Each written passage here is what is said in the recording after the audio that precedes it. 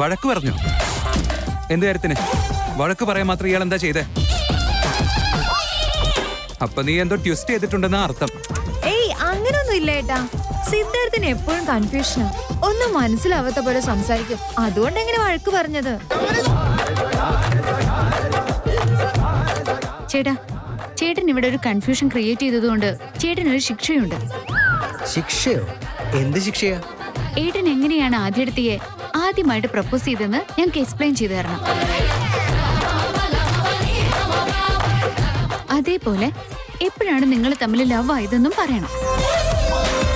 എന്ന് വെച്ചാ അത് ലവ് ആണെന്ന് എപ്പോഴാണ് റിയലൈസ് ആയെന്ന് കൂടി പറയണം.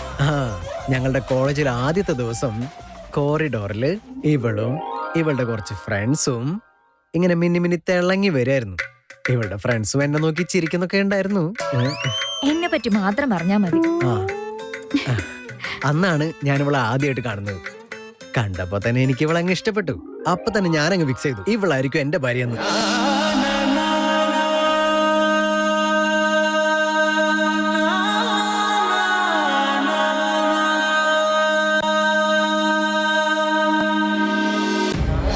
ലവ് ആയത് എപ്പോഴാന്ന് മാത്രം ചോദിക്കണ്ട. ഇങ്ങനെ കഥയൊക്കെ പറയാൻ നന്നായിട്ട് അറിയാം.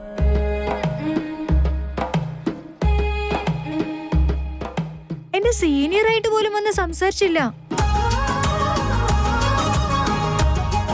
ഞാൻ തന്നെ ഇവരെ കണ്ട് ഇവരെ പറ്റി അന്വേഷിച്ച് ഇവരുടെ പുറകെ നടന്ന് എല്ലാം ചെയ്യേണ്ടി വന്നു.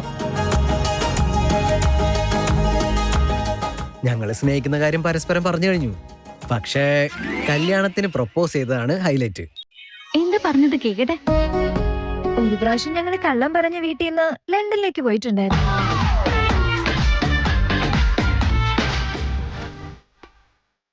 അവിടെ ഫുട്ബോൾ ഗെയിം ഒക്കെ ഉണ്ടായിരുന്നു.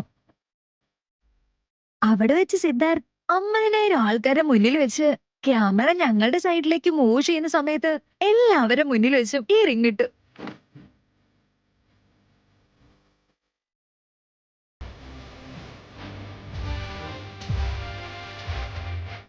നല്ല രസമുണ്ടല്ലേ ഈ കഥ.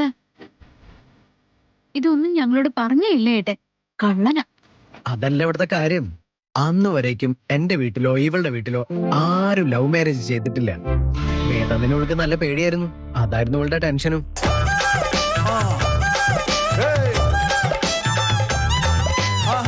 ഞാനാണെങ്കിൽ വേദാന്തിന്റെ അടുത്ത് ഓൾറെഡി ജോലി ചെയ്യുന്നുണ്ടല്ലോ.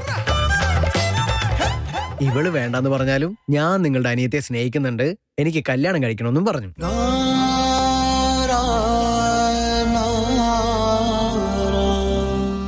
ആദ്യമാണെങ്കിൽ ഇതേപോലെ ധൈര്യമൊന്നും ഉണ്ടായിരുന്നില്ല അന്ന്. പക്ഷെ വേദാന്ത് ചില്ലായിട്ട് ഷുവർ സാർത്ഥക്കെന്ന് പറഞ്ഞു. സൂപ്പർ അല്ലേ? നിങ്ങൾക്കൊക്കെ എന്താ പറ്റി? എക്സൈറ്റ്മെന്റ് ആയിട്ടാ. സിദ്ധാർത്ഥ്, സൂപ്പർ ഞാനല്ല, താൻ തന്നെ. തന്നെക്കാൾ നല്ലൊരു പയ്യനെ ഇനി എന്റെ അനിയത്തിക്ക് കിട്ടാൻ സാധ്യതയില്ല. അതുകൊണ്ടാ ഞാൻ ഓക്കെ പറഞ്ഞു.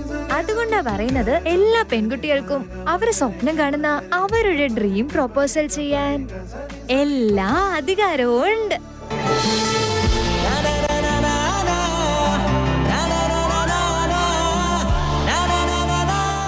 അതുകൊണ്ടാ ആൺകുട്ടികൾ ഓർത്തിരിക്കുന്ന പോലെ ഐ ലവ് യു പറയുന്നത്.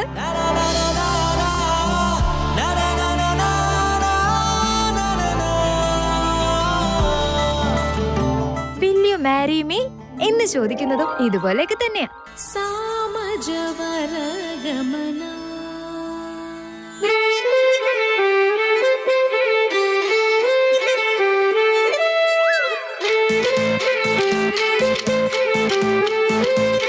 അതെ, ഇതൊക്കെ എന്നോട് എന്തിനാ പറയുന്നത്? നിന്നോട് ആരാ പറഞ്ഞത്? ചുമ്മാ വെറുതെ പറഞ്ഞേ ഉള്ളൂ. അത് കറക്റ്റാ, എനിക്കെല്ലാം മനസ്സിലായി. അതുകൊണ്ടല്ലേ ഞാൻ പബ്ലിക് ആയിട്ട് കൂടി മാർക്കറ്റിൽ വെച്ച് മുട്ടുകുത്തിയിരുന്ന് പ്രൊപ്പോസ് ചെയ്ത് പൂ കൊടുത്തത്.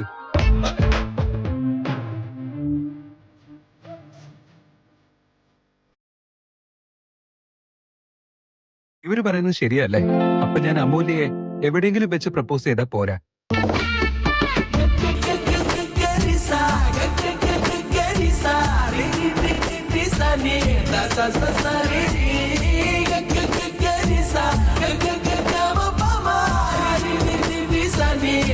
ആ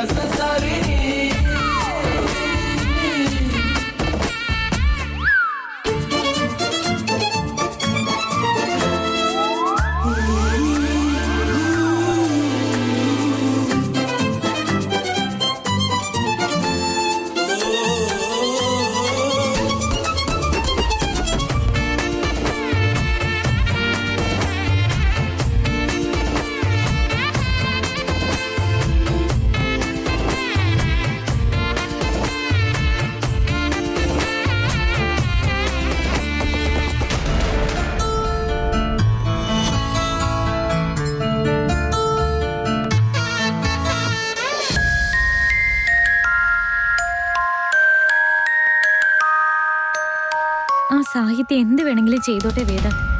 അവള് നിന്റെ ലൈഫിലില്ല, പക്ഷെ ഞാനുണ്ട്, ഇനി ഉണ്ടാവുകയും ചെയ്യും. അല്ല, നിന്നെ ജീവനേക്കാളും കൂടുതൽ സ്നേഹിക്കുന്ന എന്നോട് തന്നെ നിന്റെ ജീവൻ ആപത്താണെന്നുള്ള രീതിയിൽ സംസാരിക്കുമ്പോ ഞാൻ നിന്റെ കൂടെ ഉണ്ടായിരിക്കണമല്ലോ. കൂടെ എന്റെ ദൈവം ഉണ്ടാവും വേദാന്ത്. ഒന്നും സംഭവിക്കില്ല. അല്ല, അവൾ ഇവിടുന്ന് തന്നെ നിനക്ക് പ്രോബ്ലം ഉണ്ടാക്കുമെന്ന് പറയുന്നു. നിനക്ക് ഒരുപാട് ശത്രുക്കളുണ്ടെന്ന് പറയുന്നു.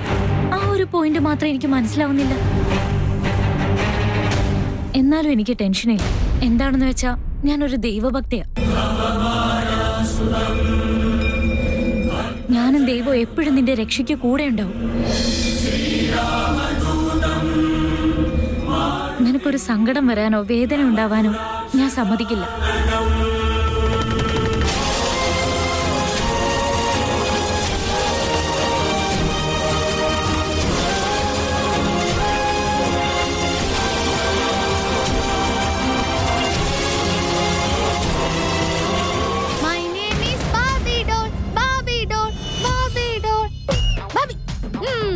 എടി, കള്ളം വന്നു പോയ ശേഷം വാതിലടച്ച പോലെയായി നിന്റെ കാര്യം. ഓവറാക്ട് ഒന്നും ചെയ്യണ്ട. നീ ആ ബോർഡ് കൊണ്ടുവച്ചപ്പോഴേ ഞാനും അഞ്ചും അത് കണ്ടതാ.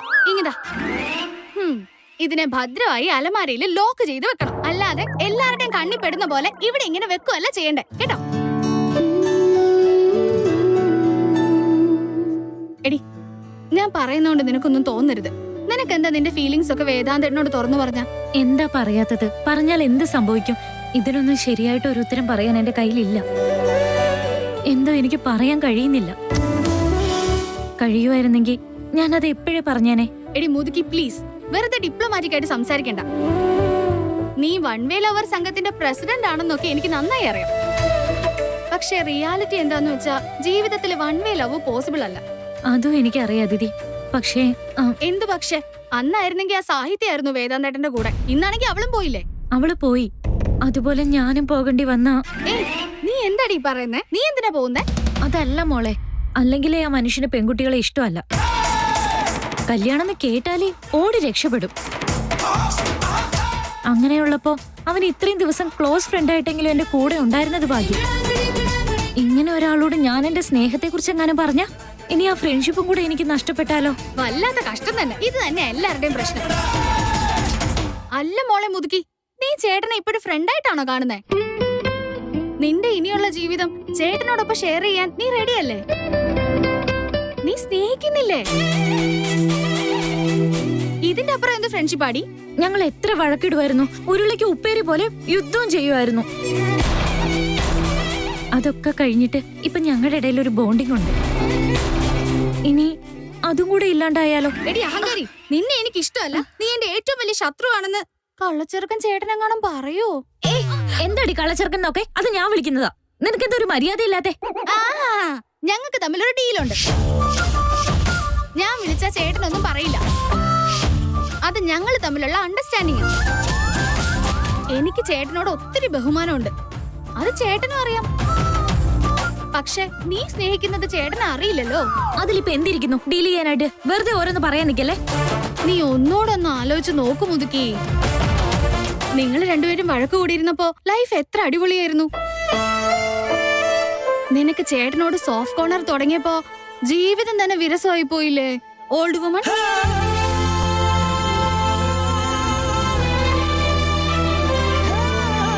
ലവ്, പ്രപ്പോസൽ, റിജക്ഷൻ, ബ്രേക്കപ്പ്, ഇതെല്ലാം ജീവിതത്തിൽ വേണ്ടാത്ത കാര്യങ്ങളാ മോളെ.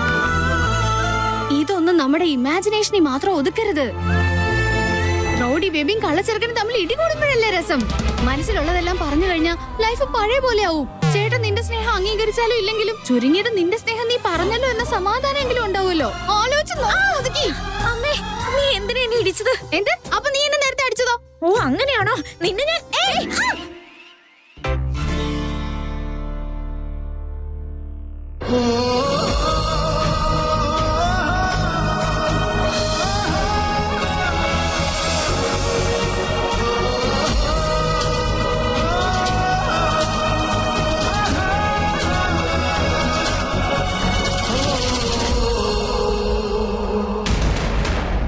ആദ്യം പറഞ്ഞത് ശരി തന്നെയല്ലേ? ഞാൻ അമൂല്യെ സ്പെഷ്യലായിട്ട് എന്നെ പ്രപ്പോസ് ചെയ്യണം, അവളെ നല്ല ഹാപ്പി ആക്കണം. പക്ഷെ ഞാൻ ഈ റൊമാൻസിന്റെ കാര്യത്തിലൊക്കെ വലിയ വീക്കാണെന്നേ. സ്പെഷ്യലായിട്ട് നമ്മുടെ മനസ്സിലുള്ള കാര്യം എങ്ങനെയാ ഇപ്പൊ പറയാ? ഈ പൂവ് കൊടുക്കുന്നതും റിംഗ് എക്സ്ചേഞ്ചിങ് ഒക്കെ ഇപ്പൊ സർവ്വസാധാരണമല്ലേ. സിദ്ധാർത്ഥ് സ്റ്റേഡിയത്തിൽ വെച്ചിട്ട് അത്ര പ്രപ്പോസ് ചെയ്തത്. ഞാനത്രയ്ക്ക് സിമ്പിൾ ഒന്നും ആക്കാൻ പാടില്ല. അമൂല്യക്ക് വളരെയധികം സന്തോഷമാവണം. പക്ഷെ എന്ത് ചെയ്യണമെന്നൊരു പിടി കിട്ടുന്നില്ലല്ലോ ഭഗവാൻ. ഒരൊറ്റ ദിവസം കൊണ്ട് കമ്പനി ഷെയർസ് എങ്ങനെ ഡെവലപ്പ് ചെയ്യാൻ ഞാൻ പ്ലാൻ ചെയ്തിട്ടുള്ളതാ. പക്ഷെ ഒന്ന് സൂപ്പർബായി പ്രപ്പോസ് ചെയ്യാനുള്ള ഒരു പ്ലാനും എന്റെ മൈൻഡിൽ കിട്ടുന്നില്ലല്ലോ. അതിന് ഇതൊക്കെ this is not my cup of tea. ഇനിയിപ്പോ എന്താ ചെയ്യും? ഇവരോട് ആരോടെങ്കിലും ഒരു ഐഡിയ ചോദിച്ചാലോ? നോനോ, വേണ്ട. പിന്നെ ഇപ്പൊ എന്താ ചെയ്യാ? ഈ ആദ്യ വാഷ്റൂമിൽ നിന്ന് വരുന്നതിന് മുൻപ് എന്തേലും ഒരു സൊല്യൂഷൻ കണ്ടുപിടിച്ചേ പറ്റൂ.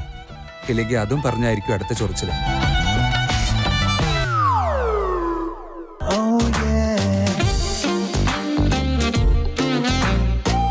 How to propose a girl.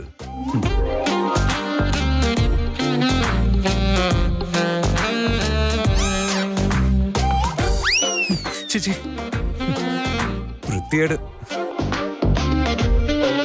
ഇങ്ങനെയൊക്കെ പ്രപ്പോസ് ചെയ്താലേ കഴുത എന്നെ കൊന്ന് കൊല വിളിക്കുകയുള്ളൂ.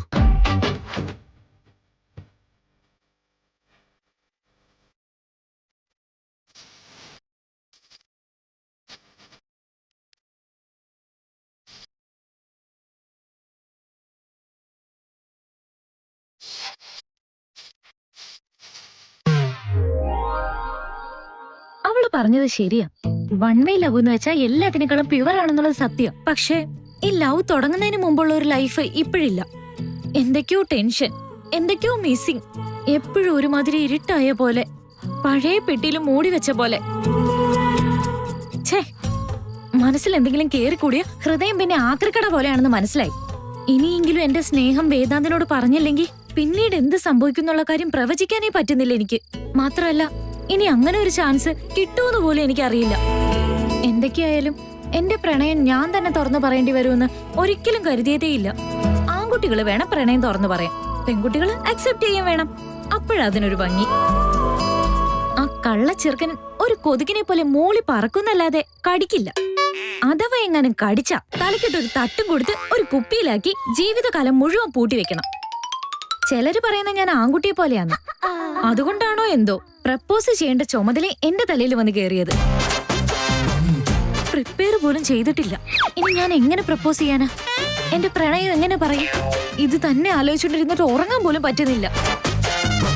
എന്നെങ്കിലും ഒരു ദിവസം ഈ ഗ്രേറ്റ് റൗഡി ബേബി ഈ ഒരു ലെവലിലേക്ക് താഴ്ന്നു പോകുന്നുള്ള കാര്യം ഒരിക്കലും പാവം എന്റെ ദൈവം പോലും വിചാരിച്ചു കാണില്ല.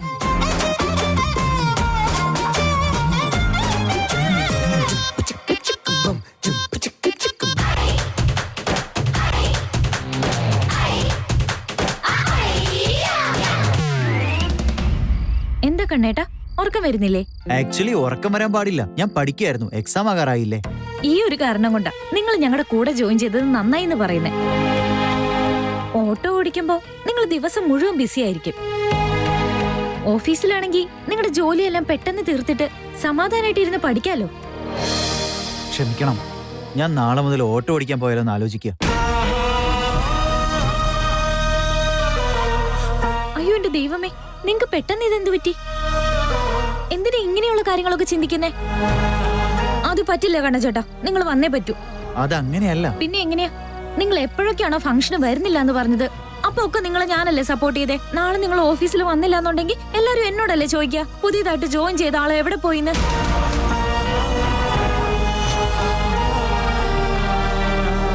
ചുമ്മാ ഓരോന്ന് ആലോചിച്ച് ടെൻഷൻ ആവണ്ട കണ്ണൻ ചേട്ടാ. നിങ്ങൾ നാളെ വരും, വന്നേ പറ്റുള്ളൂ കണ്ണൻ ചേട്ടാ. എന്താണെന്ന് വെച്ചാൽ നമുക്ക് വേറെ ഓപ്ഷൻ ഇല്ല. ശരി. നിങ്ങളെ ഞാൻ നാളെ വേദാന്തിന് പരിചയപ്പെടുത്തി കൊടുക്കും. ഞാൻ നിങ്ങളിൽ കാണുന്ന ആ പ്രകാശം അവർക്ക് മനസ്സിലാവും. തീർച്ചയായിട്ടും അവര് നിങ്ങൾക്ക് നല്ലൊരു പൊസിഷൻ തരും.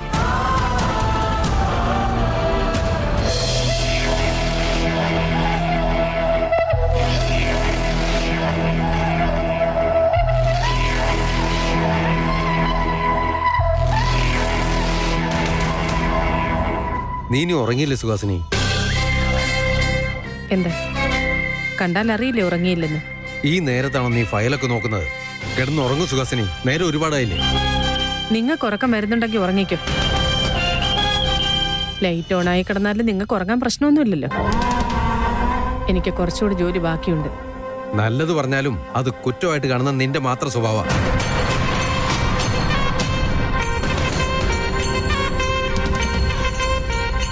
ഞാനിതുവരെ കണക്ക് കൂട്ടിയതൊക്കെ കീഴ്മേൽ മറിഞ്ഞിരിക്കുക. എന്നെപ്പറ്റി ഞാൻ വിചാരിച്ച കാര്യങ്ങൾ പോലും തെറ്റായിരുന്നു എന്ന് ഇപ്പം എനിക്ക് മനസ്സിലാവുന്നു. ഈ പോരാട്ടത്തിൽ ഞാൻ ഒറ്റയ്ക്കാണ് നിൽക്കുന്നത്. ഇത്രയും നാൾ ഞാൻ തോറ്റുപോയിട്ടുണ്ടാവും, പക്ഷെ മരിച്ചിട്ടില്ലല്ലോ. അമൂല്യ, ഇതുവരെ ഞാൻ ചെയ്തു കൂട്ടിയതൊക്കെ എനിക്കെതിരെ തിരിച്ചുവിട്ടത് നീ ഒറ്റ ഒരുത്തിയ. ഇനി നീ സുഖമായിട്ട് ജീവിക്കുന്നത് എനിക്കൊന്ന് കാണണം. നിന്നെ സമാധാനത്തോടെ ജീവിക്കാൻ ഞാൻ അനുവദിക്കില്ല. പ്രോമിസ്.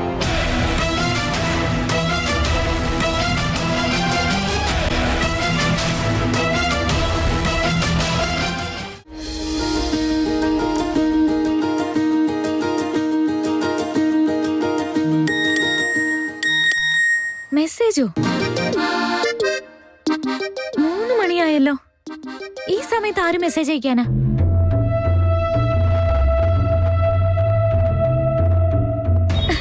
ഏതാണല്ലോ മെസ്സേജ് അയച്ചിരിക്കുന്നത്?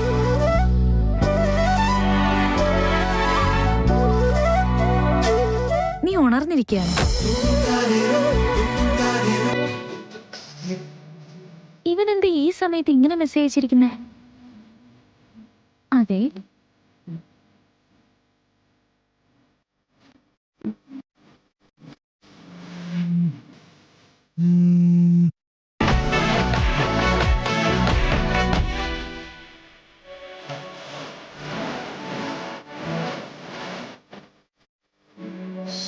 ഹലോ, ഇതെന്താ ഈ സമയത്ത് വിളിച്ചത്? നാളെ കുറച്ച് ജോലിയുണ്ട്, ഓഫീസിലേക്ക് നീ നേരത്തെ വാ. ജോലിയോ? അത് പറയാൻ ഈ സമയത്താണോ ഫോൺ വിളിക്കുന്നേ? അത് മാത്രല്ല, എല്ലാ ഡീൽസും ഞാൻ ക്ലോസ് ചെയ്താണല്ലോ. ഈ കാര്യങ്ങളൊക്കെ നിനക്ക് അറിയാമോന്നറിയില്ല. നീ ഇല്ലാത്ത സമയത്ത് ഞാൻ ആക്ടിംഗ് MD ആയിട്ട് ജോലി ചെയ്തിട്ടുണ്ട്. അതൊക്കെ ഇരിക്കട്ടെ, ഇത് വേറൊരു കാര്യമാ. നാളെ വേഗം വാ. വേഗം എന്ന് വെച്ചാ ഒരു 7 മണിയാകുമ്പോഴേക്ക് എത്തിക്കോളും. എന്റെ തലയിലെടുത്ത് ഇങ്ങനെയായ ആരോട് പറയാനാ? ഇത് ഒരുമാതിരി ഉറങ്ങുന്നവരെ വിളിച്ചുണർത്തി ഗുഡ് നൈറ്റ് പറഞ്ഞതുപോലെ ആയല്ലോ. ശരി ബോസ്, ഞാൻ വരാം. Okay, thank you.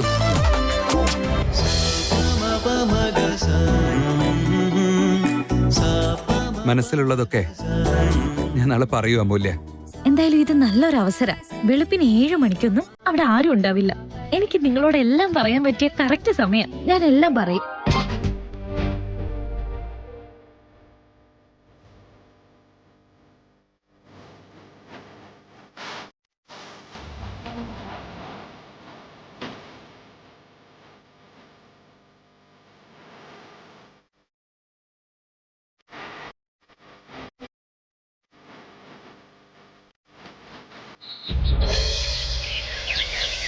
NaMo सर्वेश्वराय NaMo विघ्नेश्वराय मन्त्राबीजाक्षराय तन्त्रासंस्थापकाय. I love you, കഴുതക്കുട്ടി. I love you.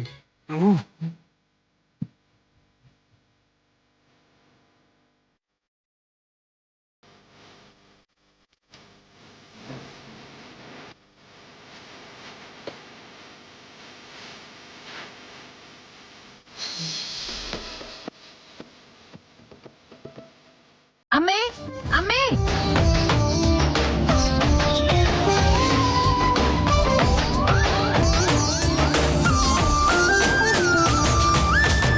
അമ്മേ, എനിക്ക് വേണ്ടി കൂടി ഒന്ന് പ്രാർത്ഥിച്ചേക്കേ. എനിക്കിന്ന് ഓഫീസിൽ കുറെ ജോലിയുണ്ട്. പ്രിപ്പയർ വരെ ചെയ്യണം. ഞാൻ വേഗം പോയിട്ട് വേഗം വരാം. നീ ചില്ലായിട്ടിരിക്കും പ്രമി മോളെ.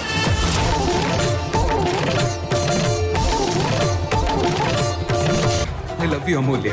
അമ്മ പ്രാർത്ഥിക്കുന്ന സമയത്ത് ഞാൻ എന്ത് പറഞ്ഞാലും അമ്മയ്ക്ക് മനസ്സിലാവില്ല. മനസ്സിലായാലും മന്ത്രം ഇടയ്ക്ക് വെച്ച് നിർത്തിയിട്ട് മറുപടി പറയില്ല. എനിക്ക് കുറച്ച് തിരക്കുണ്ട്, തീരെ സമയമില്ല.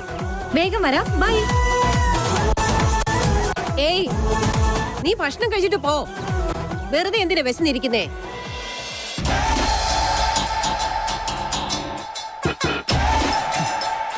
ചേച്ചി, ഞാൻ എന്തൊക്കെയാ ചെയ്യുന്നത്? ഇതൊന്നും ശരിയാവില്ല. ഇന്നലെ ഞാൻ യൂട്യൂബിൽ എത്ര വീഡിയോസ് കണ്ടേന്നറിയോ? അതിലൊക്കെ ഇങ്ങനെ തന്നെയാണല്ലോ. അത് കണ്ടിട്ടാ ഞാനും ഇങ്ങനെയൊക്കെ പ്രപ്പോസ് ചെയ്യാൻ നിൽക്കുന്നത്. പക്ഷെ ഇതിൽ എന്ത് സ്പെഷ്യാലിറ്റിയാ ഉള്ളത്? ഇതൊക്കെ എല്ലാരും ചെയ്യുന്നല്ലേ? വേഗം റെഡിയായിട്ട് പുറപ്പെട്ടല്ലോ.